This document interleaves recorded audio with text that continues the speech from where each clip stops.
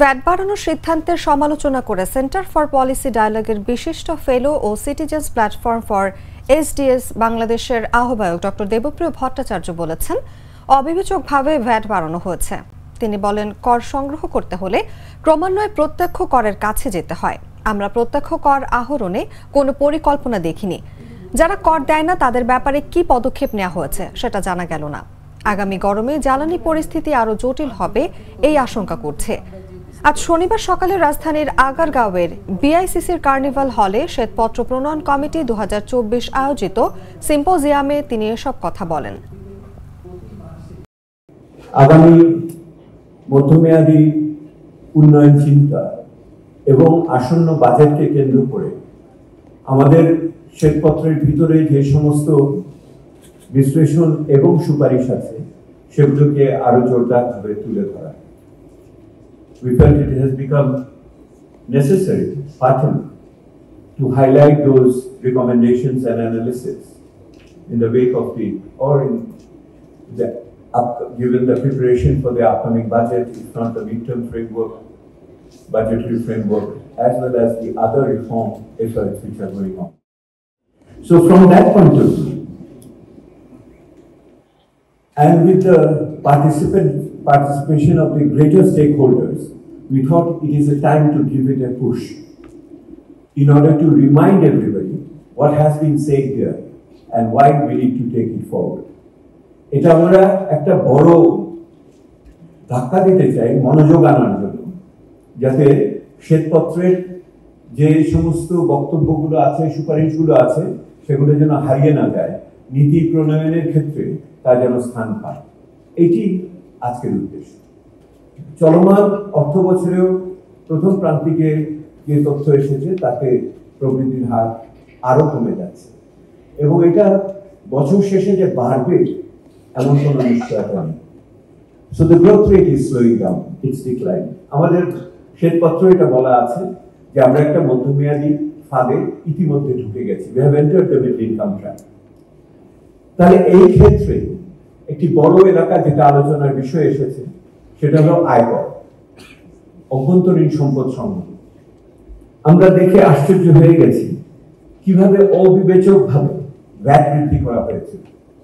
যে কোনো একটি দেশে যদি আপনি কর সংগ্রহ করতে চান তাহলে ক্রমান্বয়ে তাকে প্রত্যক্ষ করের কাছে নিয়ে যাবে। আমরা দেখলাম না কোনো প্রত্যক্ষ কর আহরণের জন্য কোনো পরিকল্পনা। যারা টিআইএন আছে কিন্তু যারা ট্যাক্স দেয় না তাদের প্রতি কি আচরণ করা হবে তার কিন্তু কোনো পরিকল্পনাই নেই। অর্থাৎ আপনি পরোক্ষ করের দিকে আগে গেলেন প্রত্যক্ষ করকে বাদ রেখে। আমাদের এটা চিন্তিত করেছে। আমাদের জ্বালানি পরিস্থিতি নিয়ে আমরা দুশ্চিন্তায় থাকি।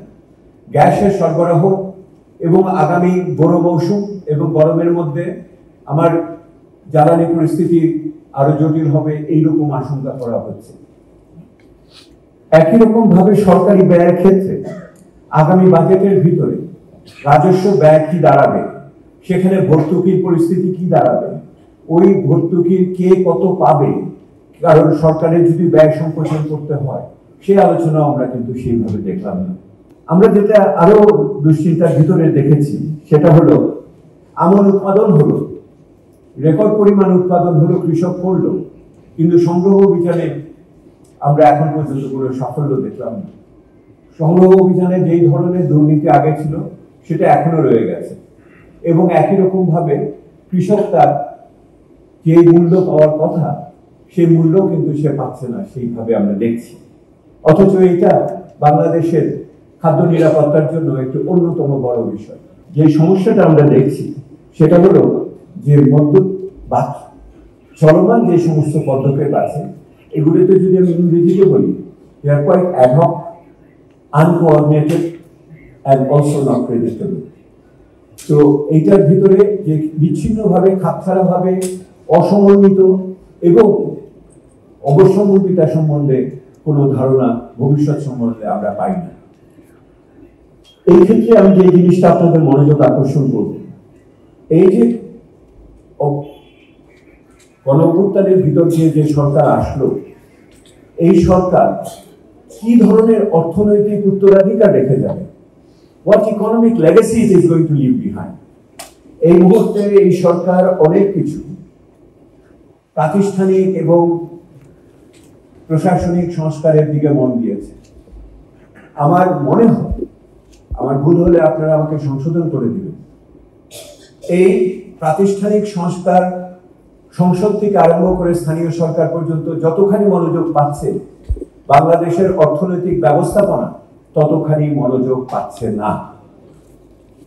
এবং যেখানে উচ্চ মূল্যস্ফীতিতে মানব জীবনে এইরকম কষ্টের ভিতরে আছে মধ্যবিত্ত এবং নিম্ন মধ্যবিত্ত, এবং যেখানে পুষ্টিহীনতা এবং অন্যান্য ক্ষুধা বৃদ্ধি পাচ্ছে, সেই রকম একটি সময় আমরা এটা দেখছি না।